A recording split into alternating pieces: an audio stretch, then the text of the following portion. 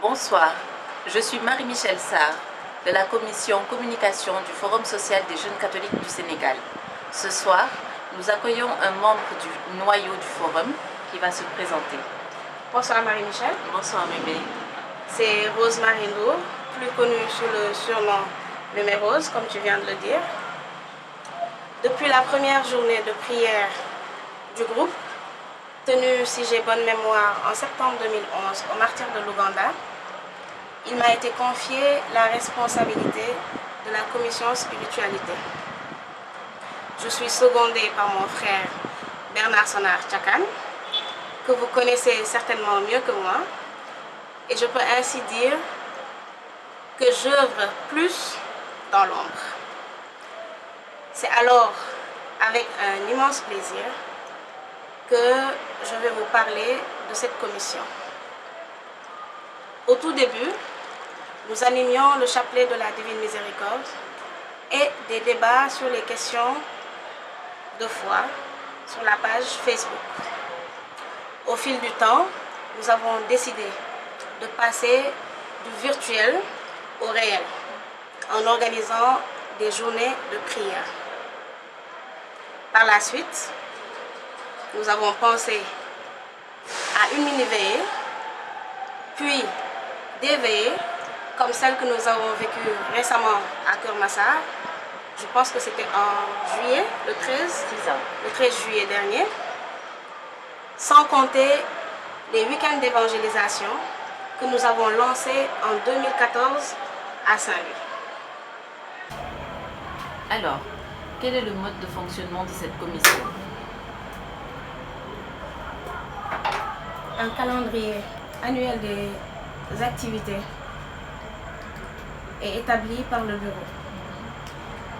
Et en fonction de cela, à l'approche des dates prévues, nous faisons un appel à thème pour permettre à tout un chacun de pouvoir interpeller ou toucher du doigt des questions de foi que nous vivons au quotidien. À la suite de cela, nous passons au choix du prêtre qui va assurer l'enseignement ou l'exhortation et également la modération du thé-débat durant les week-ends d'évangélisation. Alors, concrètement, quelles sont les actions menées dans le groupe? On a ce qu'on appelle la préparation spirituelle qui se fait step by step, c'est-à-dire elle est d'abord menée par les intercesseurs qu'on pourrait appeler le socle du groupe parce que ce sont eux qui prient pour les membres du forum et également pour les activités à mener. Après eux, nous pensons au chantre et au noyau dur. La préparation se fait sous forme de neuvaine par exemple, ou de prières à faire quotidiennement par tous les concernés. Il y a également la confession, les messes, les adorations eucharistiques et encore plus la prière en groupe. Parce qu'il est bien beau de prier chacun chez soi ou de son côté, mais il est encore plus beau quand nous nous retrouvons pour unir nos voix et fléchir le genou afin de porter ces activités devant le Seigneur. Et récemment, c'est-à-dire à la dernière activité à Keur-Massar, nous avons eu ce beau cadre de la centrale des œuvres avec leur chapelle pour pouvoir nous retrouver entre chantres et intercesseurs et passer quelques heures d'adoration, de prière entre nous. En dehors de cela,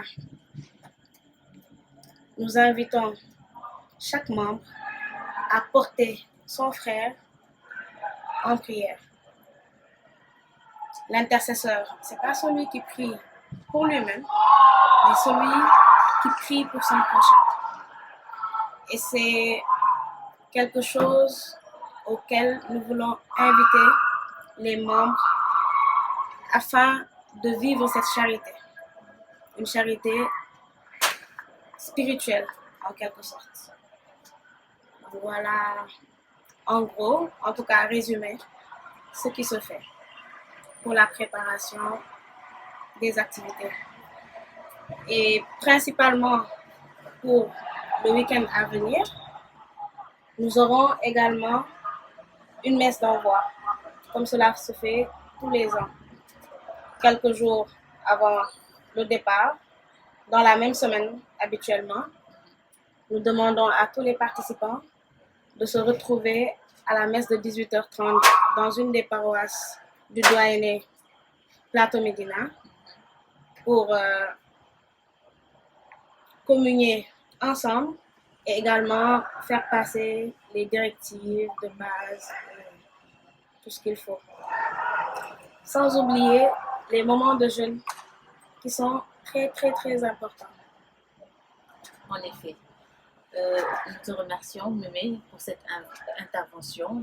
Et voudrais-tu t'adresser aux catholiques du Sénégal?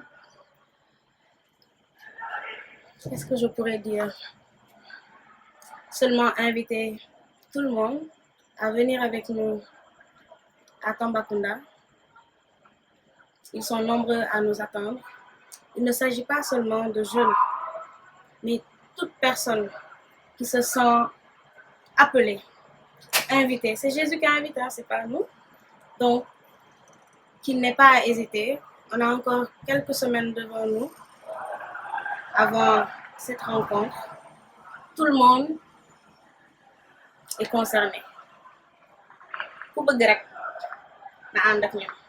Nous allons vivre de vrais moments de prière, de communion intense, je le dis, parce que j'ai vécu tous les week-ends d'évangélisation, de Saint-Louis, en passant par Mbour, Thiès, Fatick, Sokone récemment, et j'espère vivre encore ce week-end de Tamba. Ce n'est pas seulement des moments de prière.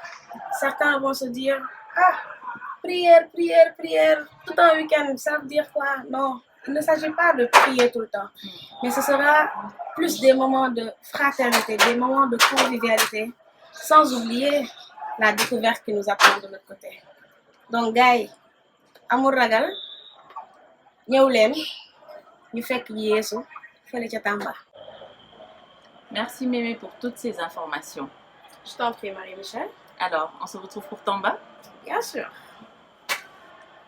Et yes. Alors, maintenant, nous allons accueillir notre frère Bernard Sonar Tchekan qui va nous présenter le programme de ce week-end.